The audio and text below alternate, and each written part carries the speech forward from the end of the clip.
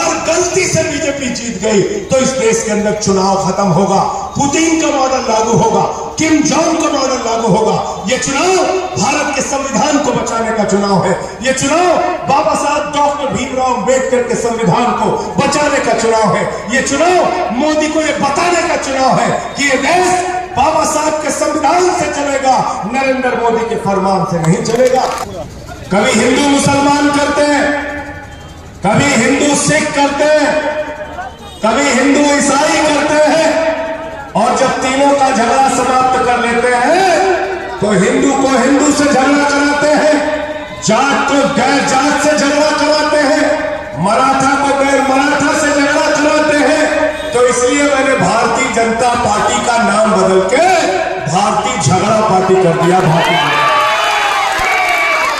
अपने गली मोहल्ले में भी बुला लोगे तो परिवार के बीच में भी झगड़ा करा देंगे।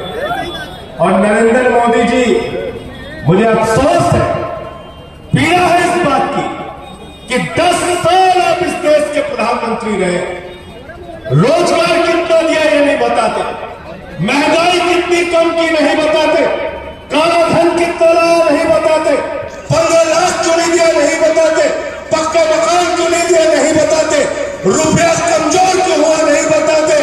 आप 10 साल देश के प्रधानमंत्री रहने के बाद मां से मोदी, मां से मुसलमान, मां से मुगल, मां से मदरसा, मां से मंगलसूत्र, और अब आपने सारी हदें पार कर दी, मां से मुजरा कह रहे हैं। मैं तो मोदी जी, मैं तो आप लोगों से हाथ जोड़ के कहना चाहता हूं, मोदी जी की सभा में गलती से ना जाना, नहीं तो मां से मां की गाली दे देंगे, दे सकते हो, उनसे सावधान रहना। अब खाली मां की गाली बकना रह गया। देश के प्रधानमंत्री ऐसी भाषा का इस्तेमाल कर रहे।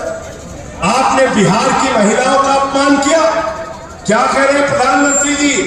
कह रहे हैं लालटेन लेकर मुजरा करने वाली जमात। मैं प्रधानमंत्री जी आपसे कहना चाहता हूं, बिहार की महिलाओं का आपने अपमान किया है। आरजेडी की जो महिला कार्यकर्ता लालटेन लेके चलती हैं, वो हमारे लिए सम्मान और गर्व का विषय है। उनको अगर मुजरा करने वाली आप कह रहे हो तो पूरा बिहार, पूरा उत्तर प्रदेश, पूरा देश आपको जवाब देगा। मैं आपसे कहना चाहता हूं, मैंने संसद में मोदी के सामने नारा लगा दिया, मोदी अडानी भाई भाई, देश बेच के खाई बनाई। कहने लगे संजय सिंह तो बहुत बोलता है, मुझे पकड़ते 6 महीने जेल में रखा मोदी जी ने। 6 महीने के बाद जिस दिन से निकला हूं, इनकी लंका लगाने में लग गया हो, तुरंत दिन की लंका में आग लगाने के लिए लग गया हो। अरविंद केजरीवाल को जेल में रखा, मनीष सिसोदिया को अभी तक जेल में रखा हुआ है, सत्येंद्र जैन को जेल में रखा, संजय रावत को जेल में रखा, अनिल देशमुख को जेल में रखा, ममता बनर्जी के मंत्रियों को जेल में रखा, तेजस्वी यादव, लालू यादव को नोटिस भेजते हैं, अखिलेश यादव को सीबीआई का नोटिस भेजते हैं।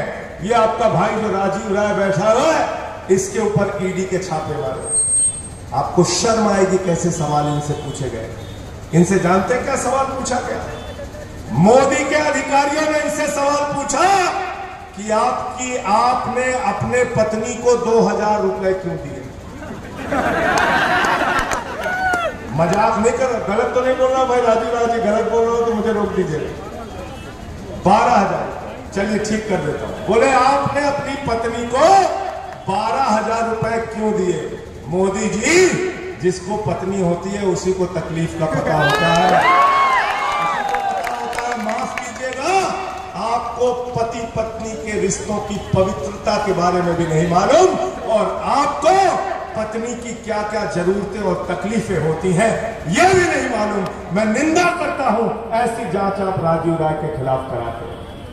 क्या नफरत की बुनियाद पर दुनिया का कोई मुल्क आगे नहीं जा सकता। मोहब्बत की बुनियाद पर इस देश को हमें आगे बढ़ाना है। आप मुसलमानों को डराते रहते हैं, दिन रात डराते रहते हैं।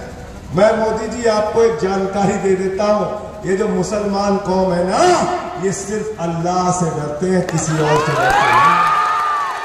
इंसान से नहीं डरते, इनको डराने का काम आप बंद करो।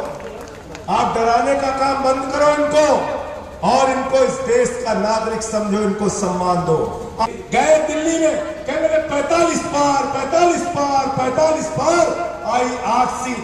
गए मिजोरम में कहने लगे 21 पार 21 पार 21 पार आई 1 सीट। अब कह रहे 400 पार 400 पार 400 पार। जनता करे तड़ी पार तड़ी पार तड़ी पार करना है कि नहीं करना है बताओ, हाथ उठा के बताओ पीछे है।